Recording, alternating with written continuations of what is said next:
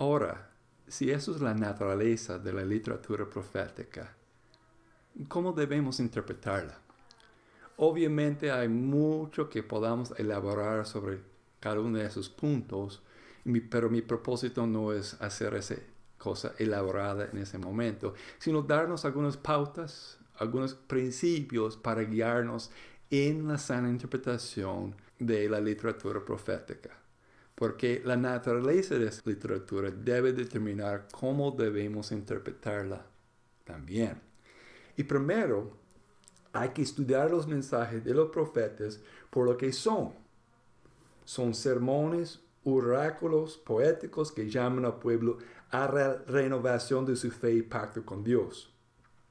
Un pacto que expresa su fidelidad a Dios por medio de la santidad personal y la justicia social.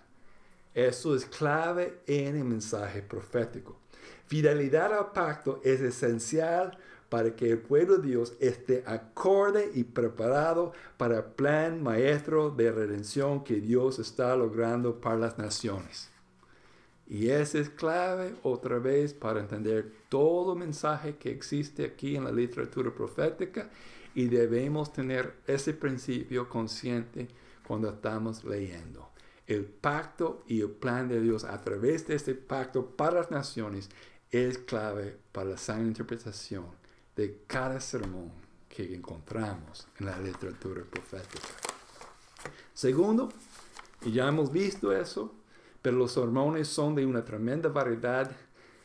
Identificar el género de un sermón particular contribuye a la sana interpretación.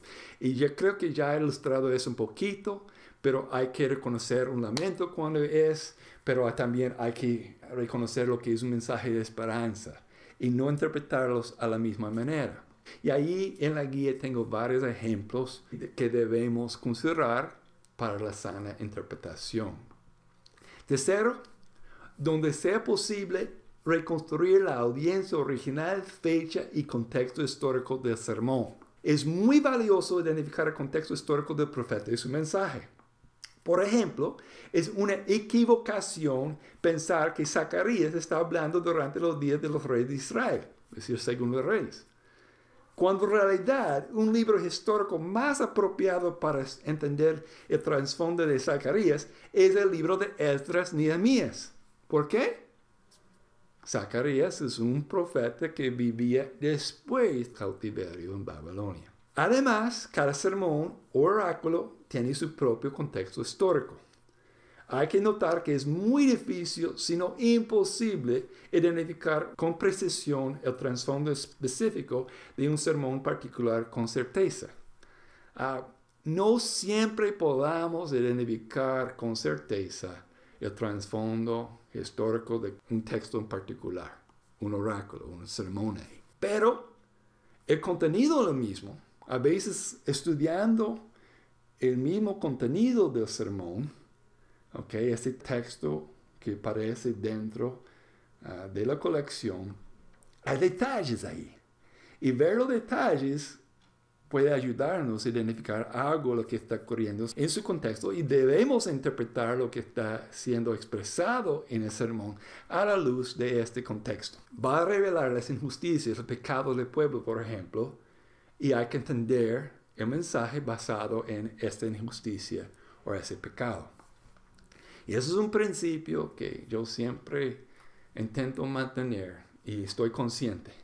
La interpretación de cualquier texto sin considerar su contexto es un pretexto, porque nuevamente el contexto determina la interpretación, y debemos tener ese presente cuando estamos meditando, estudiando cualquier texto en particular. 4. Donde aparecen anuncios sobre el futuro, hay que interpretarlos a la luz de varios factores. Primero, la renovación del compromiso con el pacto de Dios. Si hay un anuncio sobre el futuro, yo voy a traer a Siria para destruirlos, bueno, hay que entender por qué Dios está trayendo ese juicio a la luz de está buscando que el pueblo vuelva al Señor en el pacto. Ve el plan redentor maestro de Dios para todas las naciones. Dios tiene un plan para alcanzar las naciones y en el mensaje profético hay este mensaje, el remanente. Yo voy a crear un remanente que va a estar cambiado de corazón y ese remanente sí me va a ser fiel y a través de ese remanente las naciones me van a conocer. Y es importante reconocer ese elemento cuando vamos a interpretar un texto particular. Sé su significado para el presente de cada entonces. Otra vez estamos hablando cómo debemos entender un anuncio del futuro. Hay que entender ese anuncio del futuro a la luz de que Dios quiere que yo cambie hoy. A pesar de que se trata del futuro, Dios estaba buscando una respuesta por parte de su pueblo en el presente. Prepárense para mi juicio. Prepárense ahora para mi reino. Y hay que ver que otra vez, aunque es para el futuro, Dios está buscando una reacción, un cambio de pensar y hacer en los que escuchan ese mensaje. Y creo que Dios no ha cambiado y está buscando lo mismo de nosotros hoy. Otros detalles para tener en mente cuando estamos pensando en esos anuncios del futuro que hay dentro de la literatura profética es reconocer que los profetas vieron los anuncios como una pared plana. Es decir, no sabían si se trataban de diferentes eventos ni el tiempo para pudiera transcurrir entre ellos. Yo lo comparo como ver algunas montañas ahí en el horizonte. Desde mi altura yo puedo ver que hay ese pico y hay otro pico detrás de aquel y que hay otro pico, pero no puedo saber con ciencia cierta cuánta distancia hay entre ese pico y el otro. Y eso ocurre en la literatura profética. Anuncian cosas que Dios va a hacer en el futuro, su plan maestro para todas las naciones. Y ven diferentes cosas, pero no saben cuánto tiempo, cuánta distancia hay entre un pico y otro. ¿Ok? Hay que reconocer eso. Y si ellos no lo pudieran distinguir, tenemos que tener cierta cautela en cuanto a nuestras interpretaciones. Hay que decir, mire, eso es especulativo por mi parte. Okay. Siempre debemos mantener esa humildad de interpretarlo, lo que yo llamo una humildad hermenéutica. Si es especulativo por mi parte, tengo que decirlo. Porque tampoco los profetas entendieron qué exactamente era y cómo se iba a cumplir. Y nosotros debemos tener mucha cautela también. Porque si el profeta no lo entendía, ¿quiénes son nosotros para decir que sí? Otro detalle en cuanto a anuncios del futuro es que a veces lo pronunciado no necesariamente iba a ocurrir. Hay que prepararse para sorpresas. Dios está libre, mensaje de Job. Dios puede hacer lo que Él quiere y nadie puede frustrar sus planes. Esa es una de las lecciones que Job aprendió. Y hay que ver que Dios puede cambiar su plan. Él puede hacerlo. Él se arrepiente. 9 veces en el Antiguo Testamento hay esas referencias que Dios se arrepiente. Y no es que Dios ha cometido un error, ¿ok? Dios no está pecando, es imposible para Él pecar. Pero cuando habla que Dios se arrepiente, es que Él cambió su plan.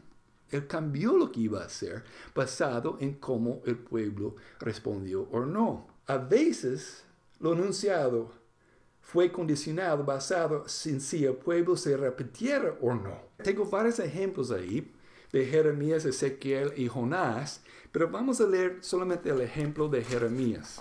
En eso vamos a ir a Jeremías capítulo 18 y vamos a leer de versículos 7 al 10.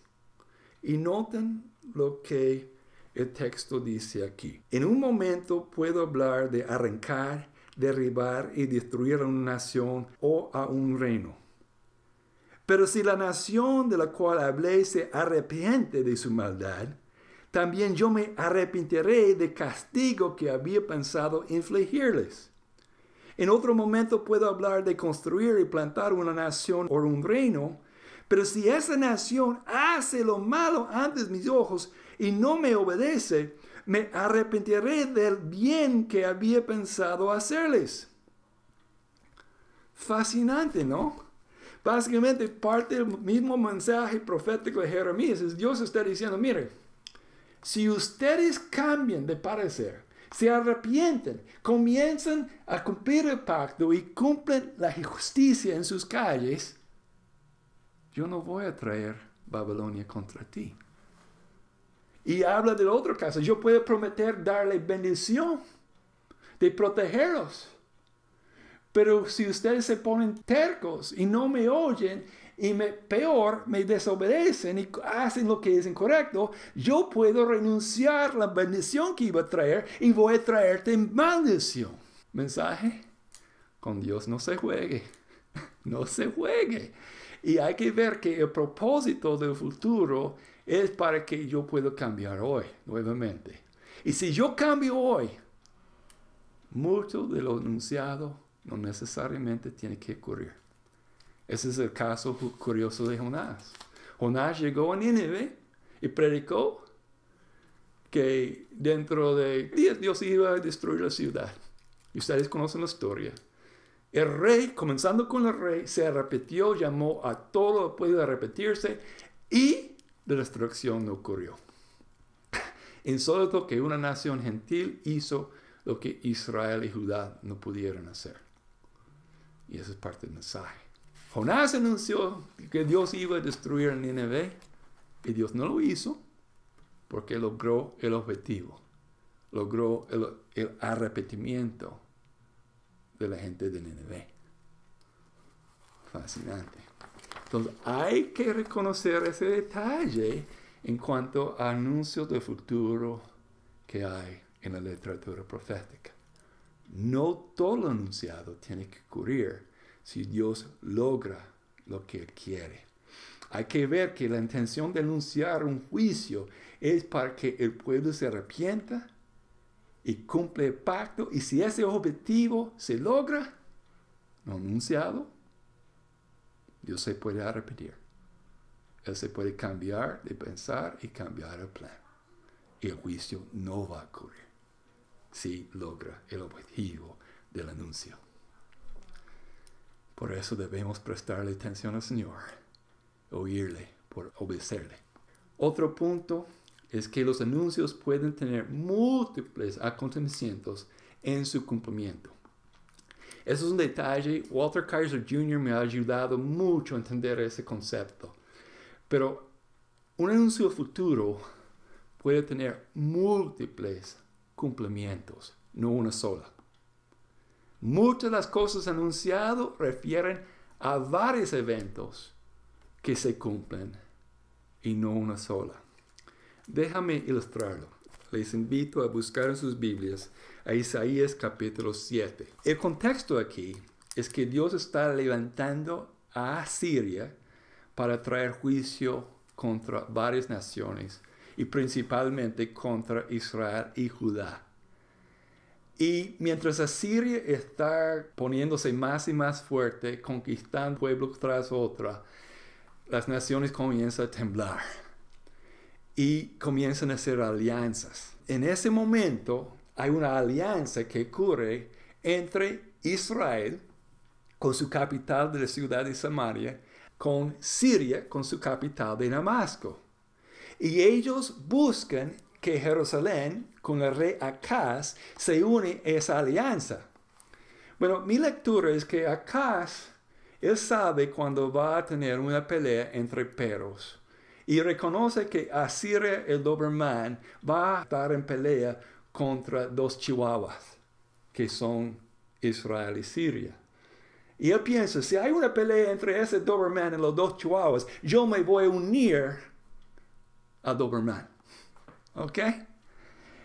Y parte del mensaje de Isaías a Acaz es, Acaz no busca esa alianza con Asiria. Y Acaz es dudoso. Él no quiere unirse a la alianza con Siria e Israel porque piensa será un juego perdido. Y cuando Acaz rechaza unirse a Siria y a Israel, los dos atacan Jerusalén. Y lo asedian, lo atacan, pero no lo logran conquistar, pero tiene a Acaz con temor.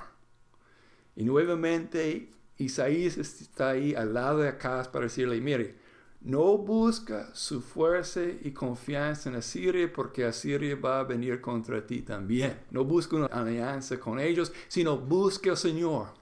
Y si buscas al Señor, Él te va a ayudar a navegar esas aguas bastante turbulentas. Pero Acaz lucha con confiar en el Señor. Inclusive, Dios hace una oferta a Acaz para ayudarle a confiar en Él. Y eso es el contexto. Vamos a leer capítulo 7 y vamos a comenzar a versículo 10. Y dice, el Señor se dirigió a Acaz de nuevo. Pide que el Señor tu Dios te dé una señal, ya sea en lo más profundo de la tierra o en lo más alto del cielo. Pero Acaz respondió, no pondré a prueba al Señor, ni le pedirá nada. Hay que ponerle las señales aquí. Básicamente, Dios le ofrece un cheque en blanco a Acaz. Y Acaz da una respuesta, suena muy espiritual. Dice, yo no voy a poner a prueba a Dios. Pero realmente Él no está poniendo a prueba a Dios. Dios está ofreciendo. Pídeme cualquier señal y yo voy a cumplir lo que yo te he prometido. Pero Acaz no quiere ese tipo de negocio con el Señor. Él rechaza la oferta. Versículo 13. Entonces Isaías dijo, escuchen ahora ustedes los de la dinastía de David. Y Acaz es de la familia de David, ¿no? ¿No les basta con agotar la paciencia de los hombres que hacen lo mismo con mi Dios? Es decir, Dios te dio un cheque en blanco y tú vas a rechazar ese cheque. Y dice versículo 14. Por eso el Señor mismo les dará una señal. La joven concebirá y dará a luz un hijo y lo llamará Emmanuel. Y cuando sepa elegir lo bueno y rechazar lo malo, comerá cuajado con miel. Porque antes de que el niño sepa elegir lo bueno y rechazar lo malo, la tierra de los dos reyes que tú temes quedará abandonada. Noten lo que Dios está diciendo acá. Un virgen, jovencita, va a dar a luz y será un momento de Emmanuel. Esa palabra Emmanuel quiere decir un poquito más de solamente la presencia de Dios, que Dios está con nosotros. Habla de una intervención con su presencia. Es decir, cuando Dios se manifiesta va a cambiar la historia. Acaz está temeroso de Damasco y Siria, pero dice, mire, te ofreció dar una señal, tú rechazas la señal, pero yo te voy a dar uno. Un joven va a dar a luz a un hijo.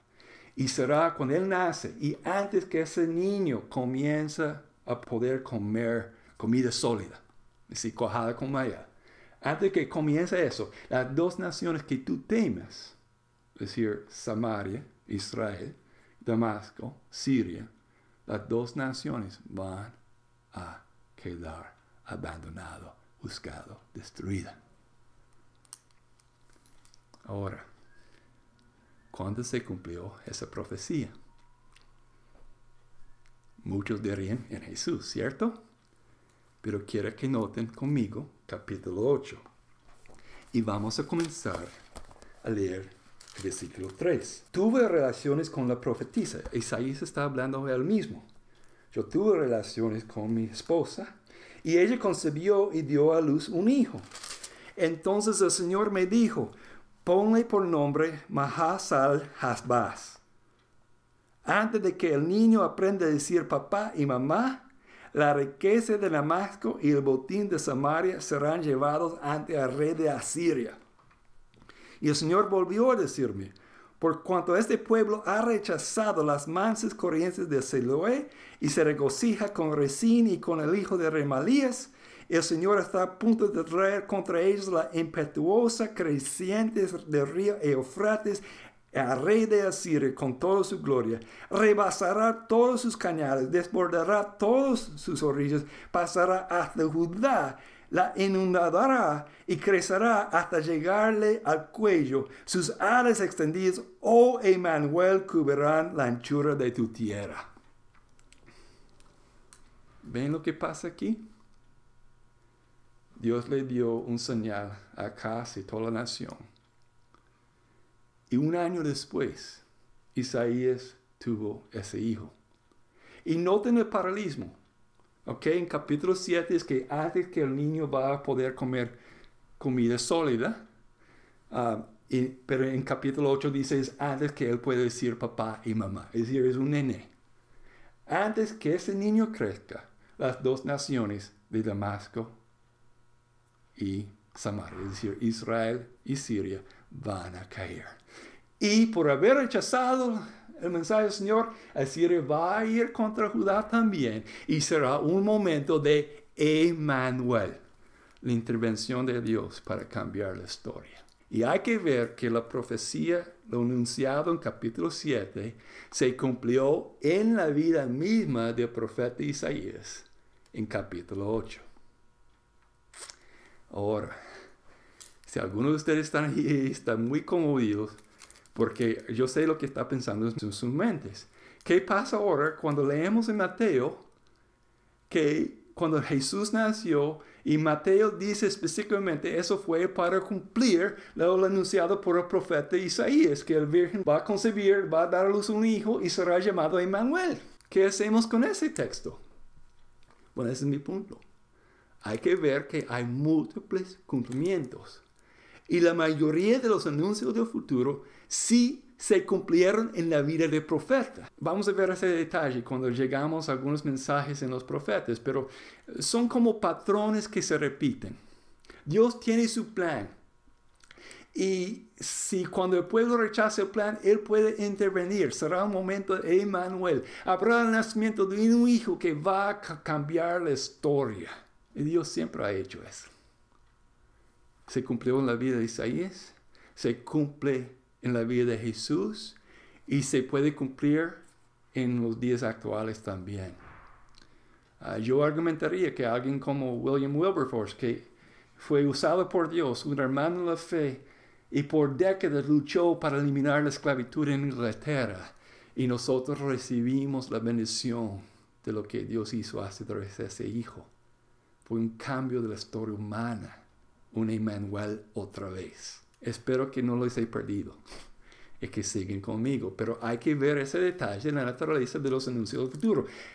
Tienen múltiples cumplimientos, son picos de montaña que a veces se repiten en la historia. Vamos a ver ese detalle. Vamos a verlo en Joel cuando está hablando de una plaga de langostas que describe a la luz del juicio final del Señor, el día del Señor. Y Jesús hace lo mismo en Mateo 24.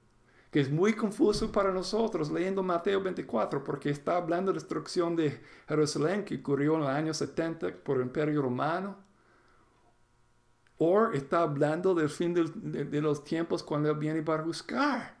Y parece que ambos son relatados como un solo. Muy difícil y confuso para nosotros, pero lo que quiero decir es que hay que entender esa naturaleza de la literatura profética. Lo anunciado puede tener múltiples cumplimientos y no una sola.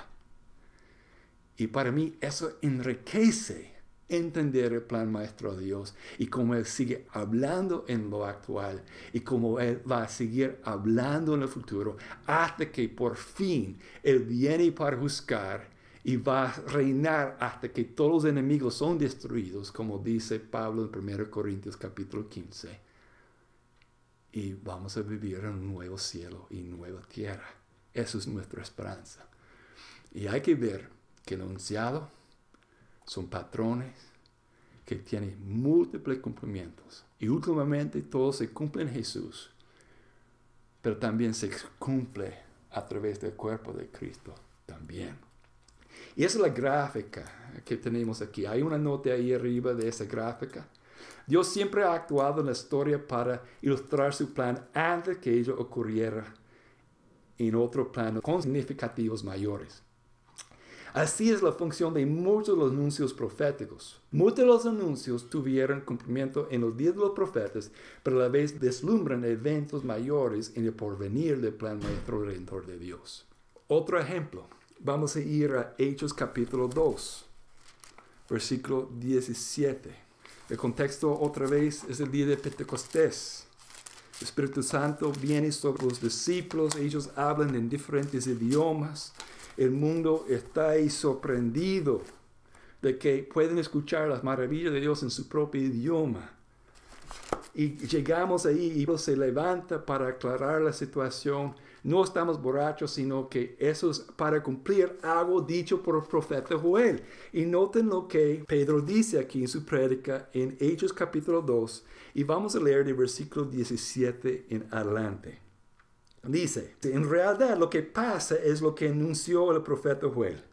Sucederá que en los últimos días, dice Dios, derramaré mi espíritu sobre todo género humano. Los hijos y las hijas de ustedes profetizarán, tendrán visiones los jóvenes y sueños los ancianos. En estos días derramaré mi espíritu aún sobre mis siervos y mis siervas y profetizarán. Arriba en el cielo y abajo en la tierra mostraré prodigios, sangre, fuego y nube de humo. El sol se convertirá en tinieblas y la luna en sangre antes que llegue el día del Señor, día grande y esplendoroso. Y todo el que invoque el nombre del Señor será salvo. ¿Qué está diciendo? Dice, mire, lo que ustedes vieron cuando el Espíritu Santo vino nos dio la habilidad de hablar en esos otros idiomas. El cumplimiento del profeta Joel, que en capítulo 2, versículo 28 a 32, básicamente está citando el texto. Habla que yo voy a derramar mi espíritu sobre todo género humano y van a poder hablar por mí, van a poder profetizar por mí. Lo interesante en esa profecía de Joel habla de que habrá grandes desastres naturales, algo climático. Arriba en el cielo y bajo en la tierra mostrará prodigios, sangre, fuego y nube de humo. Lo que me impacta es que en el día de Pentecostés yo no veo esas señales de la naturaleza que Joel vio. Pero aún así, Pedro vio un cumplimiento de la profecía de Joel en sus días. A pesar de que la luna no se apagó y el sol no se convirtió en sangre. Hay que ver que esas cosas pueden tener múltiples cumplimientos. Y creo que Pedro citó todo el texto porque quería llegar a esa frase de Joel cuando él dice, y todo aquel que invoque el nombre del Señor será salvo.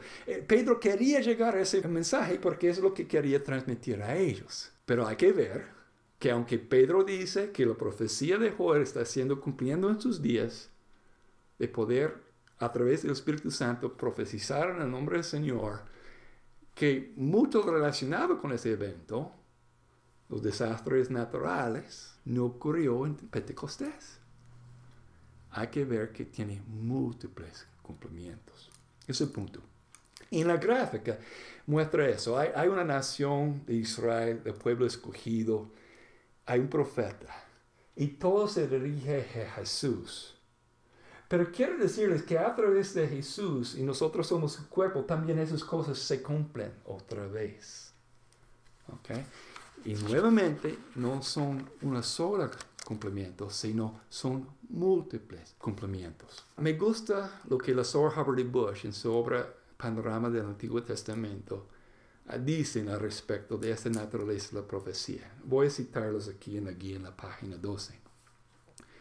Sobre ese elemento de la profecía predictiva que predice el futuro. El elemento de predicción está casi siempre firmemente ligado a la situación actual. El profeta habla de lo que tiene significado para sus oyentes. No se olvida de ello repetidamente y pronuncia una profecía sobre el porvenir. Por el contrario, los incluye dentro del alcance de la actividad redentora de Dios y se centra en una verdad que se tornará en luminaria del pueblo de Dios. ¿Qué están diciendo ellos? El mensaje del porvenir es para los días actuales de ellos. Así de simple. Y será un punto de iluminación, de comprensión para el pueblo en ese momento. El hecho que Dios anuncie algo para el futuro. Otra vez, el anuncio del futuro es para el presente de la audiencia. Seguimos. Ya que el propósito redentor de Dios culmina en Jesucristo, toda profecía debe, de alguna manera, señalar a Cristo. En este sentido, Él cumple la profecía, o mejor dicho, la profecía se cumple en Jesús. Puede ser que eso no sea lo que se entiende comúnmente por cumplimiento de profecía, pero es la definición que se deriva apropiadamente de la evidencia bíblica. nuevamente, esos tienen múltiples cumplimientos. El caso de Isaías, capítulo 7, hay que ver que esa profecía se cumplió en la vida de Isaías. También se cumple en la vida de Jesús y puede ser que se cumple también para el futuro. Seguimos lo que he escrito aquí. Es decir, la mayoría de las predicciones del futuro tienen múltiples cumplimientos. Se cumplió durante la vida del profeta, sea para el pueblo de Dios de sus días o un siervo del Señor particular de aquel momento, y se cumple en Jesús, en quien Dios obra para unir a todas las cosas. Y se cumple en el cuerpo de Cristo hoy y mañana hasta el cumplimiento pleno del reino de Dios. Quiero que notemos un detalle que Pablo expresa en Efesios capítulo 1. Vamos a ir a Efesios capítulo 1 y vamos a leer de versículo 22. Dios sometió todas las cosas al dominio de Cristo y le dio como cabeza de todo a la iglesia. Es decir, esta es la iglesia, que es su cuerpo. Y noten lo que él dice sobre la iglesia, el cuerpo de Cristo. La iglesia es la plenitud de aquel que lo llena de todo por completo. ¿Qué está diciendo Pablo? Todo se cumplió en Cristo, pero también hay un cumplimiento en la iglesia que es el cuerpo de Cristo. Y nuevamente hay que ver que esas dos cosas tienen no una sola línea de cumplimiento, no es una sola cosa, sino son múltiples maneras que las cosas se pueden cumplir. Son patrones que Dios ha anunciado que va a cumplir una y otra vez hasta que llegue a su culminación final. Y todo va a ser cumplido en Cristo mismo, pero también en el cuerpo de Cristo, esa novia, que nosotros también somos la manifestación visible de Él. Yo argumentaría eso. Igual como Cristo es la manifestación visible de un Dios invisible, como Pablo expresa, la iglesia es la manifestación visible de un Jesús que hoy es invisible. Somos el cuerpo de Cristo, somos la manifestación física de Jesús hoy. Y muchas de las profecías también se cumplen en nosotros. Hay que tener cautela, pero también no debemos poner límites en lo que es el plan de Dios. Él lo va a cumplir y su plan es bastante grande. No se trata de una sola cosa. 5. Otro principio para interpretar la profecía. Reconocer la naturaleza figurativa de esta escritura. Es un error interpretar literalmente lo que los autores originales, humano y divino, expresaron figurativamente y retóricamente. Ok, hay que reconocer eso. Una vez escuché a un pastor predicando sobre un texto particular y hablaron que el profeta expresó que mis entrañas se movían dentro de mí y argumentó que el profeta tenía que ir al baño. Eso es interpretar demasiado literalmente. Y desvía, distrae de lo que está diciendo. No, ¿qué está diciendo? Yo estoy irritado, estoy conmovido. Y no debemos interpretar literalmente lo que un autor está comunicando figurativamente. Hay que entender eso. Y 6, recordar que el mensaje profético es un mensaje para el presente. No lo olvida, no lo olvida. Si vas a asistir a una conferencia profética y si no hay ese llamado de cambiarme hoy, yo les animo de no asistir a una conferencia profética así.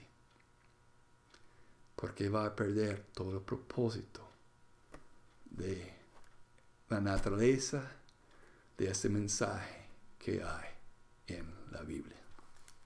En vista del pacto y el plan maestro de Dios, ¿qué debo hacer hoy? Esto es el propósito principal de esta literatura. Y eso debemos tener presente cada vez que acerquemos a alguno de esos textos. Gracias, que el Señor nos ayude. El que inspiró ese texto también nos ayude a comprenderlo si busquemos a Él. Muchas gracias.